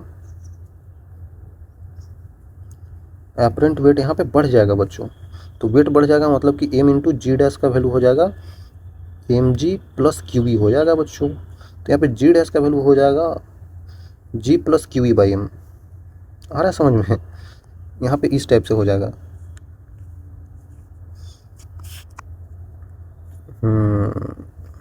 चलिए जैसा भी बन गया। तो यहाँ पे टाइम पीरियड हम लोग लिख सकते हैं 2 पाई अंडर रूट में एल अपॉन जी, हमको पता ही है। इसके बाद हम लोग क्या करेंगे 2 पाई अंडर रूट में एल वही रहेगा, जी का वैल्यू अब G plus Q E by M हो गया है ना। तो चार्ज चेंज करने से यहाँ पे चीज़ें चेंज हो जाएगी। सिंपल है, अगर आप वो चीज़ पढ़े होंगे आपको चीज़ें साफ साफ समझ में आ रही होगी बच्चों। ठीक है, चलिए आगे चलते हैं। अब बोला जा रहा है कि पेंडुलम को अगर हमने लिफ्ट में रख दिया, लिफ्ट में रख दिया तब क्या होगा भाई। लिफ्ट में रख दिया, लिफ्ट में आप चढ़े बच्चों? नहीं चढ़े तो आप कॉलेज में जाइएगा तो देखिएगा, कॉलेज में लिफ्ट होती है, हमारे कॉलेज में तो है। तो pendulum is suspended from a ceiling of the lift. बोला जा रहा है, आपको केसेज लेकर मैं बताना चाहता हूँ। मान लेते हैं ये यहाँ पे क्या है, अरे यार अच्छा लिफ्ट नहीं बन रहा है, एक सेकंड बच्चों बनाते हैं अच्छा सा लिफ्ट।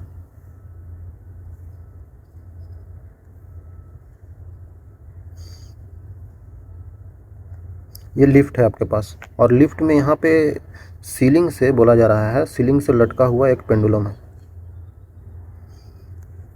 अब यही चीज़ हम लोग बार बार देखेंगे। ठीक है, यहाँ पे भी ये चीज़ यही है और यहाँ पे भी ये चीज़ यही है। ओ माय गॉड सर, आपको इंग्लिश आती है? अरे थोड़ी मोड़ी आती है बच्चों। बस यही सब ओ माय गॉड बोलने आता है। चलिए ठीक है। तो यहाँ पे इसका मास m दे रखा है। बोला गया है पहली केस में कि यहाँ पे lift is at rest, lift is at rest. तो सर बता ही क्यों रहे हो, रेस्ट पे रहेगा तो कुछ होगा ही नहीं, हमें पता है। या फिर ये कांस्टेंट, सोचिए कांस्टेंट वेलोसिटी से भी चल रहा है। अरे सर ये नहीं समझ में आया, आ जाएगा बच्चों। या फिर ये कांस्टेंट वेलोसिटी से मूव कर रहा है। यहाँ पे लिफ्ट जो है is going up with constant acceleration. समझिएगा कैसे चीज़ें टर्म यहाँ पे चेंज हो जाएगी। आपने बस ऐसे ही रट लेते हैं, वो गलत हो चीज़ है ना, रटना डायरेक्टली नहीं है, समझ के रटना। Lift is going going going down, है ना, डाउन विथ कांस्टेंट एक्सेलरेशन। समझिएगा बच्चों, यहाँ पे चीज़ों को समझना पड़ेगा आपको। ये लिफ्ट ऊपर की तरफ जा रहा है और लिफ्ट ये नीचे की तरफ आ रहा है, और ये रेस्ट पे है लिफ्ट, ये लिफ्ट रेस्ट पे है या फिर कांस्टेंट वेलोसिटी से मूव कर रहा है। समझिएगा, लिफ्ट अगर रेस्ट पे है तो कोई दिक्कत ही नहीं है भाई। लिफ्ट अगर रेस्ट पे है तो कोई दिक्कत ही नहीं है, ज़मीन पे समझो या लिफ्ट पे समझो, कोई दिक्कत नहीं है। लेकिन अगर ये कांस्टेंट वेलोसिटी से चल रहा है, ऊपर या फिर नीचे नहीं पता है, या फिर ये ऊपर जा रहा होगा या फिर ये नीचे आ रहा होगा, हमें नहीं पता है, दोनों केस ले सकते हैं। फिर भी यहाँ पे इसका टाइम पीरियड वही का वही रह जाएगा। मतलब कि जो हमने टाइम पीरियड पढ़ा था 2 पाई अंडर रूट में एल बाई जी, वही रह जाएगा बच्चों, चेंज नहीं होगा। एल तो चेंज नहीं हो रहा है, जी का वैल्यू चेंज नहीं होगा। जी एक्सेलरेशन ड्यू टू ग्रेविटी है। अगर हम कांस्टेंट वेलोसिटी से ही ले जा रहे हैं तो हम जो एपरेंट एक्सेलरेशन लिखना चाहेंगे वहाँ पे एक्सेलरेशन का value change in velocity upon time होता है। वेलोसिटी का चेंज ही नहीं हो रहा है, कांस्टेंट वेलोसिटी है, मतलब कि चेंज नहीं हो रहा है, मतलब कोई भी यहाँ पे और भी एक्सेलरेशन नहीं लग रहा है। ठीक है, इसलिए ही रह जाएगा। तो हम जनरली लिखते हैं, हमको लिखना चाहिए यहाँ पे क्या लिखना चाहिए, 2 पाई अंडर रूट में G effective, L by ji effective होता है। तो टाइम पीरियड आ जाएगा यहाँ पे 2 पाई अंडर रूट में एल बाई जी हो जाएगा। तो ये आंसर हो गया। यहाँ पे देखा जाए ऊपर ए एक्सेलरेशन से जा रहा है, तो यहाँ पे जी इफेक्टिव का वैल्यू क्या होगा बच्चों, समझ जाइए जी इफेक्टिव का वैल्यू क्या होगा। जी इफेक्टिव का वैल्यू मतलब कि क्या, इसको नीचे की तरफ एम जी लग रहा होगा, ऊपर की तरफ कुछ टेंशन होगा, ठीक है, चीज़ें बता चुका हूँ, ये मोशन वगैरह हम लोग बताते थे 1D 2D मोशन में, तो हमने बताया था। नीचे की तरफ एम जी लग रहा है, ऊपर की तरफ जा रहा है, तो आपको यहाँ पे अंदर रहेंगे ना, तो आपको क्या लगेगा, कांस्टेंट एक्सेलरेशन से जा रहा है बच्चों, कांस्टेंट वेलोसिटी नहीं है। कांस्टेंट वेलोसिटी रहता है तो change in velocity upon time करता है तो एक्सेलरेशन जीरो हो जाता है, लेकिन एक्सेलरेशन ही कांस्टेंट है, तो यहाँ पे कोई दिक्कत नहीं है, यहाँ पे हम ले सकते हैं। तो अगर ऊपर की तरफ जाता है ना, तो हमें एपरेंट वेट का फील होता है, मतलब हमें लगता है कि हमें कुछ वेट एडिशनल हो गया है, ऐसा लगता है बच्चों, एपरेंट होता है वो, मतलब कि स्यूडो फोर्स का यूज कर सकते हैं। तो एम इंटू ए ऊपर की तरफ जा रहा है, तो हमारे को भारी लग रहा है, हमें भारी लग रहा है, मतलब नीचे की तरफ हम एम ए लगा सकते हैं। तो टेंशन का value m g plus m a हो जाता है, तो आप समझ सकते हैं। उसके बाद हम लोग यहाँ पे लिख सकते हैं नीचे की तरफ ज़्यादा फोर्स लग रहा है, तो जी इफेक्टिव का वैल्यू जो हो जाता है वो जी प्लस ए हो जाता है। समझ रहे हैं ना कैसे, टेंशन का value m g plus m a हो जाएगा, फिर एम इंटू जी इफेक्टिव कर देंगे टेंशन का वैल्यू, तो एम कट जाएगा सब में से, तो यहाँ पे जी प्लस ए आ जाता है। बहुत सिंपल है बच्चों, आई थिंक समझ में आ रहा होगा। तो यहाँ पे टाइम पीरियड का वैल्यू जो हो जाएगा हमारे पास 2 पाई अंडर रूट में एल बाई जी इफेक्टिव, मतलब जी प्लस ए हो जाएगा बच्चों। समझ रहे हैं कैसे हो गया। उसी तरीके से यहाँ पे ए एक्सेलरेशन से नीचे की तरफ जा रहा है, तो उल्टा कैसे हो जाएगा, नीचे यहाँ पे एम जी लग रहा होगा, ऊपर की तरफ टेंशन लग रहा होगा। अब हमको यहाँ पे स्यूडो लगाना होगा, स्यूडो नीचे की तरफ जा रहा है तो ऊपर की तरफ स्यूडो लगता है एम इंटू ए। तो यहाँ से हम चलिए बता ही देते हैं, टेंशन का वैल्यू हो जाएगा apparent weight m g minus का एम ए, तो यहाँ पे हो जाएगा टेंशन का वैल्यू क्या होता है एम इंटू जी इफेक्टिव। तो यहाँ से जी इफेक्टिव का वैल्यू आप देख सकते हैं एम जी माइनस का एम ए, तो एम एम एम कट जाएगा, तो जी इफेक्टिव का वैल्यू यहाँ पे क्या आ गया, जी माइनस ए आ गया, है ना। यहीं पे जी इफेक्टिव का वैल्यू क्या हो जाएगा, एम इंटू जी डैश का वैल्यू क्या हो जाएगा, m g plus m a हो जाएगा, एम एम एम कट जाएगा, तो जी प्लस ए आ गया था, है ना।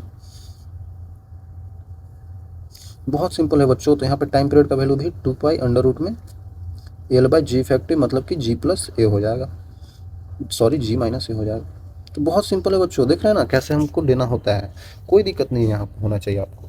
एक और केस इसमें आ जाता है कि जहाँ पे हम लोग लेते हैं कि अगर पेंडुलम जो है, जो हम ये देख रहे हैं लिफ्ट के अंदर है, ये क्या हो रहा है कि नीचे ही गिर रहा है, लेकिन ये गिरने वाला इसका एक्सेलरेशन जो है ना वो जी के बराबर है।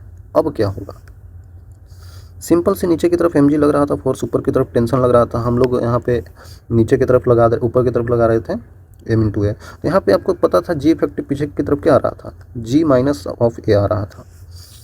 अब जो ये ए का वैल्यू है ना वही जी के बराबर है, तो जी इफेक्टिव का ही वैल्यू क्या हो जाएगा, G minus G. Oh my God, ये तो जीरो हो गया। तो टाइम पीरियड का वैल्यू क्या हो जाएगा, 2 पाई अंडर रूट में एल अपॉन जी इफेक्टिव। तो जी इफेक्टिव का वैल्यू ही जीरो हो गया बच्चों, मतलब कि 2 पाई, ये इतना सटा क्यों दिया हमें, 2 पाई अंडर रूट में एल अपॉन जीरो हो गया। तो टाइम पीरियड लगभग लगभग इन्फिनिटी को अप्रोच कर रहा है बच्चों। अगर ये चीज़ जीरो हो गया नीचे वाला, तो ये वाला चीज़ इन्फिनिटी की तरफ जाएगा, मतलब कि अगर जी से गिर रहा है, if lift is falling in love, नहीं falling with constant acceleration is equal to G, तब यहाँ पे टाइम पीरियड हो जाता है इन्फिनिटी को अप्रोच। समझ रहे हैं इसका मतलब क्या हुआ, अगर टाइम पीरियड इन्फिनिटी को अप्रोच कर रहा है इसका मतलब क्या हुआ, मतलब समझिए ना, मतलब कि ये पेंडुलम जो ऐसे ऐसे ये मूव कर रहा था ना, ये बहुत स्लो हो गया, बहुत स्लो हो गया। इसका मतलब है पेंडुलम गेट स्लो डाउन,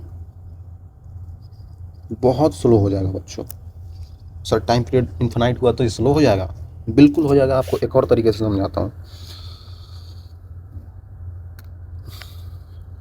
या तो आप माउंटेन पे चले जाएं, हाई एल्टीट्यूड पे, है ना, हाई एल्टीट्यूड पे चले जाएं,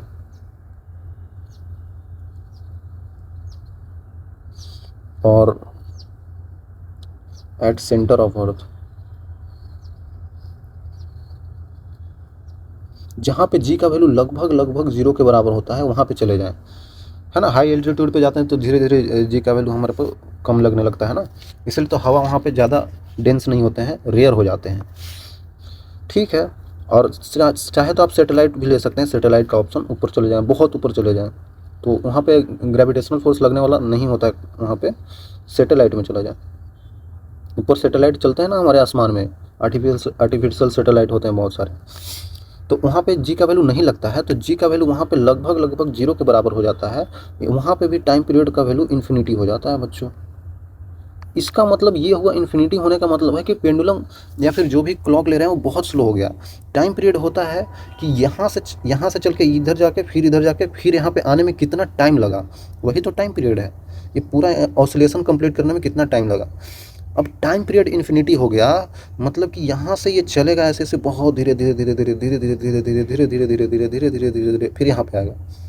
मतलब इसको पूरा ऐसे ऑसिलेशन होने में इनफाइनाइट टाइम लगेगा, तो टाइम पीरियड यहाँ पे इन्फिनिटी हो गया।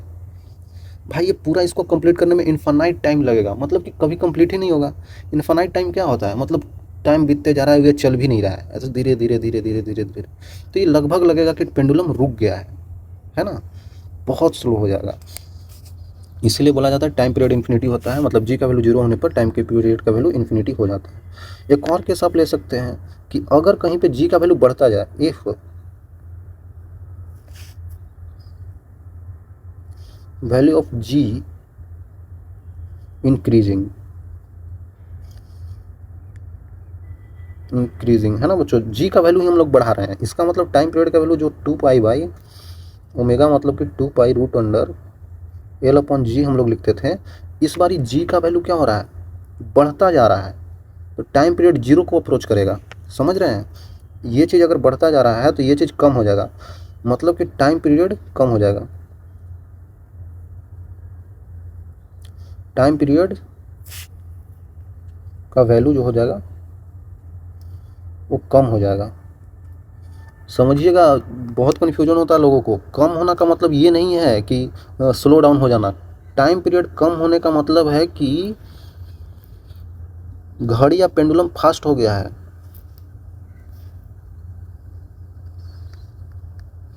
पेंडुलम या फिर क्लॉक इज वेरी फास्ट। चीज़ें कन्फ्यूजन करती है यहाँ पे बच्चों, कन्फ्यूज नहीं होना है। पेंडुलम या क्लॉक बहुत ज़्यादा फास्ट हो जाएगा, टाइम पीरियड कम, मतलब टाइम पीरियड कम मतलब कि यहाँ से जाकर पूरा ऑसिलेशन ऐसे करने में बहुत कम टाइम लग रहा है। कम टाइम मतलब ऐसे ऐसे जल्दी हो गया, और कम टाइम बहुत जल्दी हो गया, तो ये कम टाइम लग रहा है मतलब टाइम पीरियड कम है, मतलब कि क्लॉक बहुत जल्दी फास्ट मूव करेगा ना, क्योंकि इसको सोचिए ना, इसको अगर यहाँ से जाकर फिर यहीं पे आना है कम टाइम में तो ये जल्दी मूव करेगा, और अगर इन्फानाइट टाइम में आना है तो बहुत धीरे धीरे मूव करेगा। आ रहा है समझ में, चीज़ों को समझ में आना चाहिए बच्चों, काफ़ी ईजी है, ऐसा कुछ हार्ड है नहीं यहाँ पे, ठीक है। जी का वैल्यू हम लोग और ज़्यादा कैसे बढ़ा सकते हैं, कैसे बढ़ा सकते हैं जैसे ही बढ़ा सकते हैं, मेरे को भी याद नहीं आ रहा कैसे बढ़ा सकते हैं जी का वैल्यू, है ना। जैसे हम लोग अर्थ पे रहते हैं तो जी का वैल्यू नॉर्मल रहता है, ओके। जी का वैल्यू बढ़ाने के लिए हम सोच सकते हैं कि हम लिफ्ट में ऊपर जा रहे हों, है ना, ऊपर ही तो जा रहे थे, तो जी का वैल्यू यहाँ पे बढ़ रहा था, है ना बच्चों, जी का वैल्यू बढ़ रहा था, तो यहाँ पे क्या होगा ना कि घड़ी का जो पेंडुलम है ना वो बहुत जल्दी जल्दी मूव करने लगेगा, क्योंकि टाइम पीरियड का वैल्यू कम हो जाएगा। देख सकते हैं ये ज़्यादा वैल्यू है तो ये कम हो जाएगा, ये कम वैल्यू है तो ये ज़्यादा हो जाएगा। बहुत सिंपल है बच्चों, रिलेट करना सीखिएगा आप, है ना। अब क्या करते हैं हम लोग कि पेंडुलम को अब कार में ले जाते हैं भाई, अब कार में ले जाते हैं। कार में पेंडुलम कौन रखता है सर, अरे कार में पेंडुलम कोई रखता नहीं है बच्चों, हम रख के सीखेंगे क्या चीज़ें होती है यहाँ पे। ये बड़ा सा कार नहीं है, ट्रक बन गया, कोई दिक्कत नहीं है। इधर की तरफ ये जा रहा है और ऊपर यहाँ पे एक पेंडुलम ऐसे करके लटकाया हुआ है, ऊपर से ऐसे, ठीक है, पेंडुलम ऐसे लटकाया हुआ है। अगर ये इधर ए एक्सेलरेशन से जा रहा है बच्चों, अगर अंदर की चीज़ें रखा होता है और कोई ए एक्सेलरेशन से चलता है तो हमें पीछे की तरफ धक्का लगता है, होता तो है जनरली, बस में बैठते हैं तो आगे की तरफ जाता है, एक्सेलरेट होता है गाड़ी, तो हम पीछे की तरफ ऐसे धक्का लग जाता है। और ब्रेक लेता है तो हम आगे की तरफ ऐसे झुक जाते हैं, ऐसा ही तो होता है।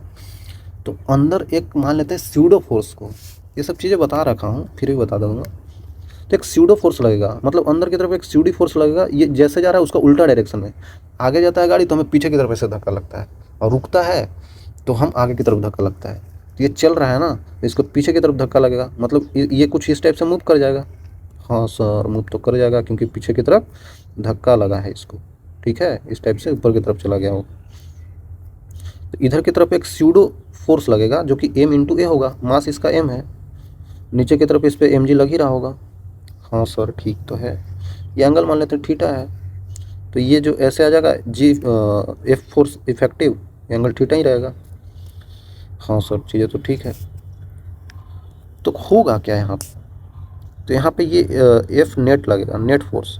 तो एफ नेट फोर्स इस पर जो लग रहा होगा, क्योंकि दो ही फोर्स हमें दिख रहा है सर, एक टेंशन भी दिख रहा है, तो भाई टेंशन तो इसी को इक्वेट कर रहा होगा ना इसी के अपोजिट में है, तो यही तो एफ नेट टेंशन के बराबर भी हो जाएगा।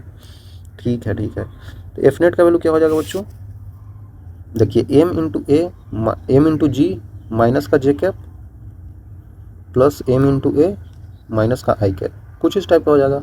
अगर एफ नेट फोर्स का हम लोग मैग्नीट्यूड देखना चाहते हैं तो सिंपली हो जाएगा रूट अंडर ऑफ, दोनों के बीच का हमको एंगल पता है बच्चों कि ये 90 ही है 90 है, तो A square plus B square plus 2ab cos theta करेंगे तो कॉस ऑफ 90 का वैल्यू यहाँ पे 0 हो जाएगा। हाँ ठीक है, तो यहाँ पे एम जी का स्क्वायर हो जाएगा प्लस एम इंटू ए का स्क्वायर हो जाएगा। एफ नेट मान लेते हैं एम इंटू ए नेट है, मान सकते हैं ना, मतलब ए नेट की जगह पे हम लोग जी इफेक्टिव भी लिख सकते हैं, कोई दिक्कत नहीं, कुछ भी आप लिखिए, ए इफेक्टिव जी इफेक्टिव। चलिए ए इफेक्टिव ही लिख देते हैं क्योंकि थोड़ा कन्फ्यूजन नहीं हो।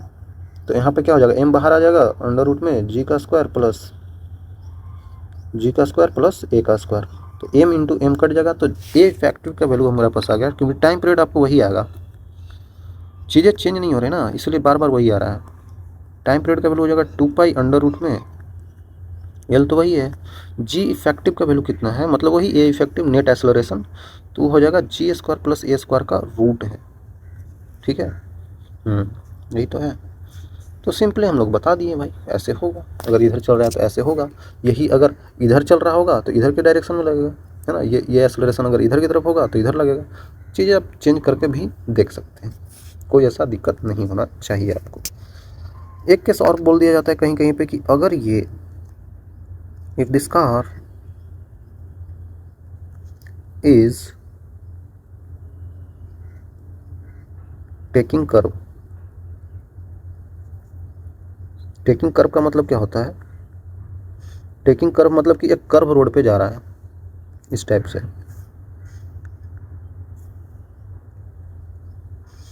यही कार अगर छोटा सा बना दिए ऐसे ऐसे ऐसे, इसका पहिया है ऐसे ऐसे, और इस टाइप से ये कर्व टर्न ले रहा है, और इस कर्व टर्न पे ये रेडियस आर पे ऐसे मूव कर रहा है, ठीक है ना, ये लीनियर इस टाइप से ऐसे चल रहा था बच्चों बस, लेकिन होता है ना कभी कभी हम लोग कर्व टर्न लेते हैं, ऐसे करके कर्व लेते हैं ना, कभी कभी अगर आप मसूरी गए हों तो वहाँ पे क्या होता है, रोड बहुत ऐसे ऐसे कर्व होते हैं वहाँ पे जब ऐसे करके हम हैंडल ऐसे करते हैं इधर डायरेक्शन में ले जाते हैं तो हमें बाहर की तरफ धक्का लगता है, होता है जनरली हमें फील होता है, हम इधर की तरफ मोड़ रहे हैं, मतलब ये चीज़ इधर की तरफ मोड़ने की कोशिश करेगा तो इनमें जो लोग बैठे होंगे उनको बाहर की तरफ धक्का लगता है, ठीक है। जिस तरीके से इधर की तरफ जा रहा था तो इधर की तरफ धक्का लग रहा था, उसी तरीके से इधर की तरफ जा रहा है तो धक्का इधर की तरफ लगेगा, है ना। तो यहाँ पे वही टाइम पीरियड अगर इसमें रखा हुआ है पेंडुलम, तो टाइम पीरियड उसका क्या हो जाएगा 2 अंडर रूट में एल अपॉन जी इफेक्टिव। तो यहाँ पर टाइम पीरियड का वैल्यू फिर लिख सकते हैं 2 अंडर रूट में l divided by ji effective value क्या हो जाएगा, बिल्कुल सब सिमिलर चीज़ें करना ही है, तो वहाँ पर फिर आंसर इसी टाइप का आता है √जी स्क्वायर प्लस ए स्क्वायर। तो यहाँ पे जो ए लगता है ना बच्चों, ऐसा लग रहा है ना बाहर की तरफ ए लग रहा है, जिस तरीके से ये लग रहा है ए, तो ये ए का वैल्यू जो हो जाता है क्योंकि एक एंगल पे टर्न कर रहा है ना, तो यहाँ पे एक्सेलरेशन का वैल्यू हो जाता है वी स्क्वायर अपॉन आर, ठीक है, वी स्क्वायर अपॉन आर हो जाता है, तो वी स्क्वायर अपॉन आर हम लोग लिख देंगे, ठीक है। बस कुछ नहीं, इसी के जगह पे रखना था क्योंकि यहाँ पे टर्न ले रहा था, आर रेडियस का ऐसे टर्न ले रहा था, तो इधर की तरफ लग रहा होगा वही होगा ए, लेकिन ए का वैल्यू चेंज हो जाता है, वी स्क्वायर अपॉन ए हो जाता है, आर हो जाता है, ठीक है। ये आप पढ़े होंगे रोटेशन वगैरह में तो बहुत ज़्यादा यूज करते हैं, ठीक है। चलिए अगर यहाँ तक अगर आप समझ लिए हैं तो मैं आपको क्या बताना चाहता हूँ, एक चीज़ और बहुत इम्पोर्टेंट सा चीज़ है बच्चों, वो आपके लिए, वो क्या है, एक सेकंड पेंडुलम का यूज बहुत जगह पे होता है। सेकंड पेंडुलम,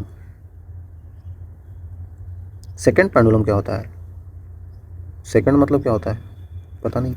सेकंड पेंडुलम बोला जाता है पेंडुलम विच हैव, ये यूज होता है बच्चों, है ना, इसीलिए मैं बताना चाहता हूँ। Pendulum which having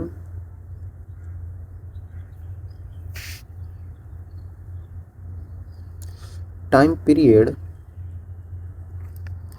of 2 second. Second मतलब 2 सेकेंड होता है, ठीक है, सेकेंड बोले ना 2 सेकेंड का, ऐसा इसका बोला ही जाता है, मैं क्या करूँ, है ना। Time period which having the time period of 2 second, जिसका 2 सेकेंड का टाइम पीरियड होता है वो उसको सेकेंड पेंडुलम बोल दिया जाता है। सवाल में आपको डायरेक्ट बोल देगा कि सेकेंड पेंडुलम है, तो आपको समझना होगा कि उसका टाइम पीरियड 2 सेकेंड है भाई, इसीलिए मैं बताना चाहता हूँ। तो यहाँ पे इसका टाइम पीरियड क्या हो जाएगा, 2 पाई अंडर रूट में एल अपॉन जी होता है, ठीक है। टाइम पीरियड आपको दे दिया कि 2 सेकेंड का है, तो 2 पाई अंडर रूट में एल अपॉन जी इफेक्टिव। तो जी इफेक्टिव मान लेते हैं अर्थ पे हैं हम लोग, कहाँ पे हैं, अर्थ पे हैं, अर्थ के सरफेस पे ही हैं, अर्थ के सरफेस पे हैं, तो जी इफेक्टिव का वैल्यू तो जी ही होगा भाई। तो यहाँ से लग सकते हैं 2 2 कट जाएगा, तो यहाँ पे क्या आ जाएगा, देख सकते हैं आप लोग क्या आएगा बच्चों, क्योंकि 1 अपॉन पाई हो जाएगा यहाँ पे, उसका स्क्वायर कर देंगे इक्वल टू एल अपॉन जी आ जाएगा। यहाँ से अगर देखा जाए तो एल लेंथ का वैल्यू जो हो जाएगा जी डिवाइडेड बाई पाई स्क्वायर। जी का वैल्यू लगभग यहाँ पे होता है 9.8 मीटर पर सेकेंड स्क्वायर, यहाँ पे पाई स्क्वायर का वैल्यू लगभग 3.14 का स्क्वायर हो जाएगा। तो ये लगभग देखेंगे आप तो कितने में आता है ये आंसर, कितना आता है आंसर लगभग बच्चों। यहाँ पे ऐसा मत समझिएगा कि यहाँ पे मीटर सेकंड स्क्वायर है तो कैसे गया, तो सेकंड यहाँ पे टाइम में होगा ना बच्चों, सेकंड में, तो सेकंड स्क्वायर रहेगा तो ये कट जाएगा नीचे सेकंड स्क्वायर। तो आई थिंक यहाँ पे कन्फ्यूजन नहीं क्रिएट करना है। तो यहाँ पे 9.8 डिवाइडेड बाई ये लगभग 9 से ज़्यादा होता है, 9 से भी ज़्यादा होता है क्या, 9.8 से ज़्यादा होता है लगता है, ये 3 3 9 हो जाएगा, और इसका भी स्क्वायर करेंगे तो लगभग ज़्यादा हो जाता है, तो लगभग इसका वैल्यू 0.99 मीटर के आसपास आता है। तो बोल दिया जाता है कि लेंथ का वैल्यू लगभग 100 सेंटीमीटर है। आ रहा है समझ में, लेंथ का वैल्यू 100 सेंटीमीटर आ गया, मतलब कि जो सेकंड पेंडुलम लेते हैं उसमें जो लेंथ रहता है पेंडुलम का वो 100 सेंटीमीटर होता है और उसका टाइम पीरियड 2 सेकंड होता है। ओके, यही चीज़ आपको मैं बताना चाह रहा था। एक और चीज़ होता है, सोचिए ना, यही if second pendulum is on the moon, on the moon surface, अगर मून पे लगे तो क्या होगा, वहाँ पे जी का वैल्यू क्या होता है, जी ऑफ मून का वैल्यू क्या होता है, जी ऑफ अर्थ का 1/6 टाइम हो जाता है। हमने पढ़ा है ना, हम लोग निकालते थे, कैसे निकालते थे, अरे यार ये भी बताना पड़ेगा बच्चों। जी का वैल्यू क्या होता है, g m by r square होता है।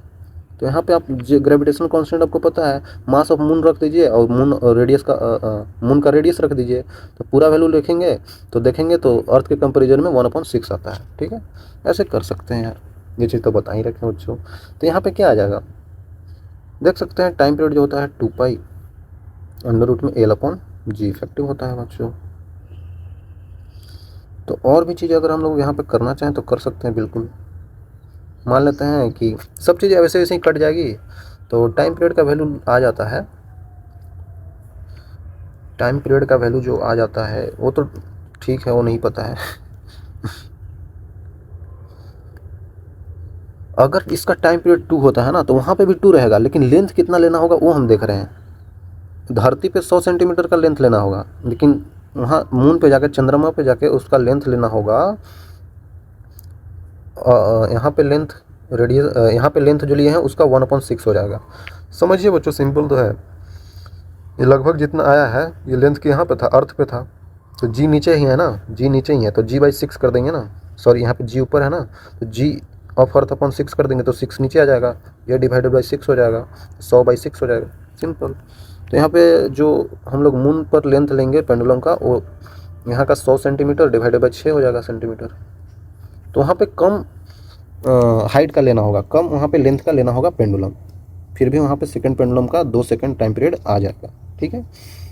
एक और फैक्ट टाइप का भी बताया जाता है कि अर्थ है ना, अर्थ का रेडियस हम लोग लगभग 6400 किलोमीटर होता है। कितना होता है? लगभग उतना ही होता है।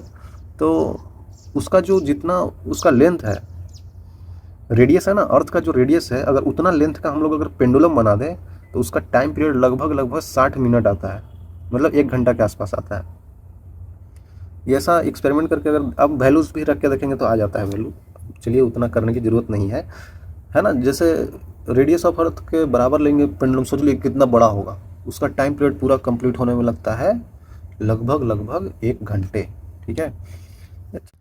जल्दी से सवाल कर लेते हैं बच्चों, क्योंकि सवाल करना तो ज़रूरी ही है, क्योंकि पढ़े हैं तो सवाल तो करना पड़ेगा। मास और डायमीटर ऑफ द प्लैनेट, एक second, is twice of the earth. ठीक है। अर्थ के प्लैनेट्स मतलब अर्थ जो है उसका ट्वाइस कर दिया गया है। यहाँ पे अगर अर्थ है इसका ट्वाइस कर दिए हैं कोई प्लैनेट जो लिए हैं। एक सेकंड, प्लैनेट लिए हैं ना बच्चों, प्लैनेट लिए हैं। इसका मास m था, इसका डायमीटर d था, तो यहाँ पे 2m हो गया है और यहाँ पे 2d हो गया है। मतलब देखा जाए तो रेडियस भी 2 टाइम्स ही हो जाता है, और डायमीटर है तो रेडियस r ही रहेगा, है ना। दोनों में सेम चलता है, कुछ ऐसा दिक्कत नहीं है। आप समझ रहे होंगे, नहीं भी समझेंगे तो वैसे भी लेंगे तो बात वही आता है। ठीक है। क्योंकि आपको डायमीटर का वैल्यू पता है ना, 2 टाइम्स ऑफ r होता है बच्चों, तो दोनों प्रोपोर्शनल ही है। Time period of pendulum on the planet, इस पे टाइम पीरियड का वैल्यू क्या होगा? इस पे टाइम पीरियड का वैल्यू क्या होगा बच्चों? सेकंड पेंडुलम है ना। अच्छा, सेकंड पेंडुलम है तो इस तो हमको पता ही है, टाइम पीरियड इसका 2 सेकंड होता है। देख रहे हैं, पता रहता है तो कितना जल्दी हो जाता है।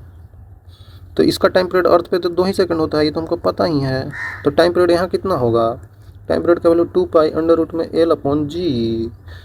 ठीक है। तो हमें ये सब चेंज कर दिया है। आप सोचेंगे कि L नहीं चेंज किया है, G नहीं चेंज किया है, तो ये सब चीज़ से चेंज नहीं होता है, तो ये हटा देंगे तो यहाँ पे भी 2 सेकंड आ जाएगा। Answer C। बहुत बड़ा वाला ब्लंडर, क्योंकि आपको पता है यहाँ पे G का वैल्यू चेंज हो जाएगा ना, G का वैल्यू चेंज हो जाएगा ना बच्चों। G का वैल्यू क्या होता है? अंडर रूट में, सॉरी, Gm/r² होता है। वहाँ से पढ़े हैं हम लोग, पढ़ रहे थे ना वहाँ पे अर्थ ग्रेविटेशनल फील्ड, तो वहाँ पे पढ़े थे। सिंपल सी बात है, यहाँ प्रोपोर्शनल m का है और नीचे r² का है, तो चेंज हो जाएगा ना बच्चों। Gm कितना हुआ है? 2 टाइम्स ऑफ m, ये हो गया है 4 टाइम्स ऑफ r², तो ये लगभग 2 बार में कट जाएगा। तो यहाँ पे G ऑफ अर्थ का अपॉन में 2 आ जाएगा, तो 2 पाई अंडर रूट में L/G इफेक्टिव का value G of earth upon 2 हो जाएगा, ऊपर चला जाएगा, तो √2 times of time period of earth आ जाएगा। टाइम पीरियड अर्थ क्या होता है? 2 सेकंड, तो √2 × 2 हो जाएगा। तो ये आंसर हो जाएगा ना भाई, ये आंसर हो जाएगा। ये गलत है, ये नहीं होगा। ठीक है। चीज़ों को समझ के करना है, हो जाता है। हो सकता है शुरू बार में नहीं हो, लेकिन हो जाएगा, धीरे धीरे करिएगा तो। Simple pendulum executive SHM, time period T है। If length of pendulum is increased by 21% of increase time period of pendulum. Okay, हमने उसका लेंथ को इंक्रीज कर दिया है 21%, मतलब L फाइनल का वैल्यू हो जाएगा, L तो पहले इनिशियल था, प्लस उसमें हम लोग 21% ऐड कर दिए हैं, मतलब कि 21% ऑफ L इनिशियल का ही। ठीक है। तो कितना हो जाएगा? 1.21 ऑफ L0 हो जाएगा, मतलब L इनिशियल ही है। टाइम पीरियड का चेंज कैसे होता है? टाइम पीरियड होता है 2 पाई अंडर रूट में L/G होता है। यहाँ पे टाइम पीरियड क्या हो जाएगा? फाइनल, ये इनिशियल था, 2 पाई अंडर रूट में L फाइनल कितना है बच्चों? 1.21 L initial divided by G। ठीक है।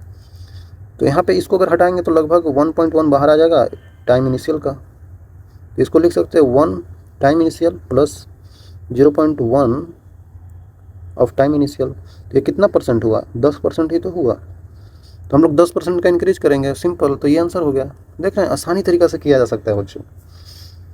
एक और सवाल है, लेंथ L है पेंडुलम का, Bob of the mass m, angular SHM inside water. Okay, water के अंदर SHM हो रहा है बच्चों, वाटर के अंदर SHM हो रहा है भाई, कोई दिक्कत नहीं है बच्चों। वाटर वाला केस भी मैंने आपको बता ही दिया है। ये ऐसे ले लीजिए, यहाँ पे ये ऐसे लटका हुआ है, ये ऐसे है, ठीक है।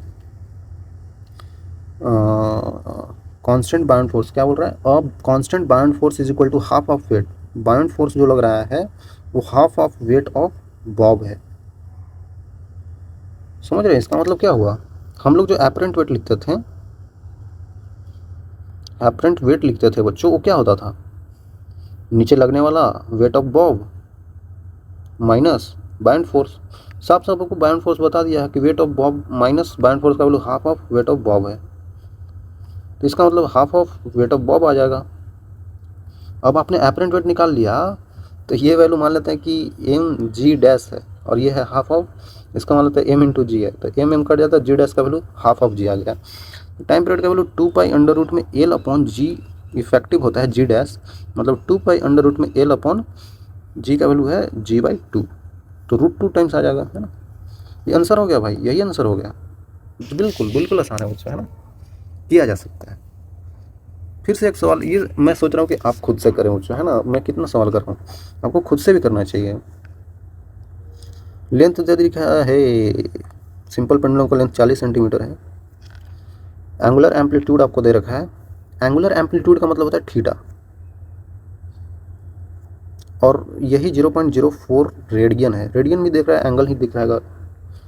पूछ रहा है कि टाइम पीरियड कितना हो जाएगा, टाइम पीरियड होता है 2 पाई अंडर रूट में 2 पाई बाई ओमेगा होता है, ठीक है। 2 पाई अंडर रूट में एल अपॉन जी, जी का वैल्यू हमको 10 लेना है, सिंपल सी बात है, पहला आंसर तो ऐसे ही आ जाएगा, 2 पाई अंडर रूट में एल कितना है 40 अपॉन जी का वैल्यू 10 मीटर पर सेकेंड स्क्वायर, तो ये 40 है, तो इसको मीटर में रखेंगे तो 0.4 हो जाएगा, तो इसका मतलब 4 हो जाएगा, ऊपर नीचे 100 आ जाएगा, तो लगभग 2 पाई इंटू 2/10 हो जाएगा, तो ये टाइम पीरियड हमारे पास आ जाएगा। जितना आएगा आप कैलकुलेट कर लीजिएगा। लीनियर एम्पलीट्यूड ऑफ बॉब पूछ रहा है, तो लीनियर एम्पलीट्यूड क्या होता है, ये तो एंगुलर एम्पलीट्यूड है ये क्या है, एंगुलर है, ये एंगुलर ही तो है बच्चों। हम लोग बोलते हैं ना लीनियर में एम्पलीट्यूड यहाँ से चल के यहाँ तक जाता है, फिर ऐसे आता है, फिर ऐसे, तो ये एम्पलीट्यूड होता है। एंगुलर में एम्पलीट्यूड क्या होता है, यहाँ से चल के यहाँ पे जाता है मैक्सिमम, तो ये एम्पलीट्यूड हो गया मैक्सिमम थीटा, तो वही होता है एंगुलर एम्पलीट्यूड। तो सिंपल सी तो बात है, थीटा का वैल्यू क्या होता है, थीटा का वैल्यू क्या होता है, जल्दी बताइए जल्दी बताइए। हमें लीनियर एम्पलीट्यूड पूछ लिया है, ठीक है, कैसे निकाला है, एंगुलर एम्पलीट्यूड पूछ लिया है, तो यहाँ पे हम लोग कर सकते हैं, एक काम कर सकते हैं कि मैक्सिमम दूरी चल लिया होगा। अगर देखा जाए तो ये पेंडुलम जब होगा, यहाँ से चलते चलते यहाँ पे ये जब आया होगा, तो ये अपना मैक्सिमम दूरी चल लिया होगा बच्चों, ऐसे करके, है ना, ये मैक्सिमम दूरी थीटा चल लिया होगा। यहाँ पे वेलोसिटी का वैल्यू 0 हो जाता है, यहाँ पे वेलोसिटी का वैल्यू मैक्स होता है, ये सब चीज़ें पता होगी। तो इसका कितना एम्पलीट्यूड इधर चला है ना, इतना इधर तक चला है,